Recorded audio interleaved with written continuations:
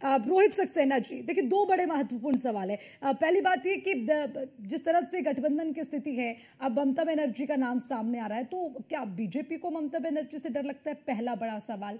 या राहुल गांधी को अपने विपक्ष के तौर पर देखते हैं? दूसरी बात ये, जैसे कि चंद्रमोहन जी ने भी कहा कि मुद्दों से ध्यान भटकाना या फिर मुद्दों पर बात ना हो सक्सेना साहब, उसके लिए सरकार की जिम्मेदारी बनती है। बार बार कार्रवाई स्थगित होती है, मुद्दों पर बात होती नहीं है, तो ये क्या मतलब प्लानिंग है क्या कि नहीं चलने दिया जाएगा, सवाल पूछेंगे तो विपक्ष को नहीं बोलने दिया जाएगा? ये क्यों बार बार बात उठती है? कभी कहा जाता है कि विपक्ष का माइक बंद कर देते हैं, कभी विपक्ष की आवाज दबाते हैं, इस तरह की बातें निकल कर आती हैं। दोनों पर जवाब दीजिए सक्सेना साहब, फिर विपिन जी के पास जाऊंगी।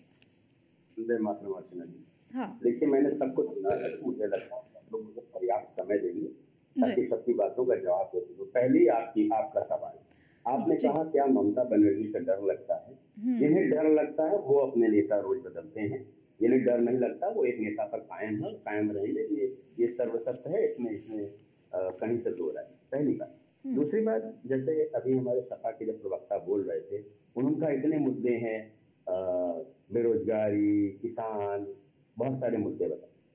तो क्या अडानी का मुद्दा उन चुने हुए सांसदों के संसदीय क्षेत्र से बड़ा था कि उसको लेकर के आप सदन नहीं चलने दे रहे थे? अभी चंद्रमोहन जी ने बड़े अच्छे से इसको डिफाइन किया था कि आप इस समय स्पीकर हैं, यदि आप सबको बोलने देंगे तो सब बोलेंगे। मुझे एक बात बताइए, बोलेंगे तो तभी ना जब हम सारे लोग चैनल पे बैठे रहेंगे। यदि हम वॉकआउट करके चले जाएंगे, आपकी डिबेट का बहिष्कार कर देंगे, तो हम बोलेंगे कैसे? अपनी जनता के मुद्दे, अपने संसदीय क्षेत्र के मुद्दे रखेंगे कैसे? तो ये चल रहा है। इनके लिए बड़ा मुद्दा इनके क्षेत्र के संसदीय क्षेत्रों की समस्याओं का नहीं है। इनके लिए बड़ा मुद्दा ये है कि पहले ही आपस में लड़ लें। कोई कहता नहीं हम संभल पे बात करेंगे, आपने हमसे पूछा क्यों नहीं कि ये मुद्दा उठाना है। कोई कहता हम अडानी की बात करेंगे, लेकिन इनको ना अपने संसदीय क्षेत्र की समस्याओं से मतलब है, न जिस वजह से अपने क्षेत्रों से चुन करके आए हैं उनसे कोई लेना देना है, तो इसका कोई सरोकार इनसे है नहीं। इसलिए हर आदमी अपनी अपनी ढोल, अपना अपना जो है राग आलाप रहा है। दूसरा बात जो है, जैसे इन्होंने कहा कि एनडीए के सामने जो है, जो इन्होंने बोला कि हमारे गठबंधन में लोग बोलते नहीं, इसलिए नहीं बोलते क्योंकि हमें बहुत अच्छे से हमारा नेतृत्व स्वीकार है और हम अनुशासन में रहते हैं।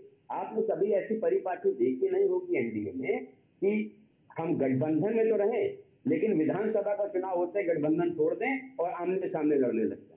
जब हम गठबंधन धर्म का पालन करते हैं तो हम लोकसभा में भी करते हैं, हम विधानसभा में भी करते हैं। हम एक दूसरे के सामने आकर के लड़ते नहीं है। जैसा आपने देखा महाराष्ट्र में क्या हुआ, अबू आदमी कहने लगे इतना समय लगाएंगे, हमें सीटें नहीं देंगे, हमारे हिसाब से तो हम अलग लड़ेंगे। यही बात अब दिल्ली में देखिए सामने आ गई। आम आदमी पार्टी कह रही है हम अलग लड़ेंगे, कांग्रेस कह रही है हम अलग लड़ेंगे। अभी सपा वगैरह का किसी को कुछ पता है नहीं।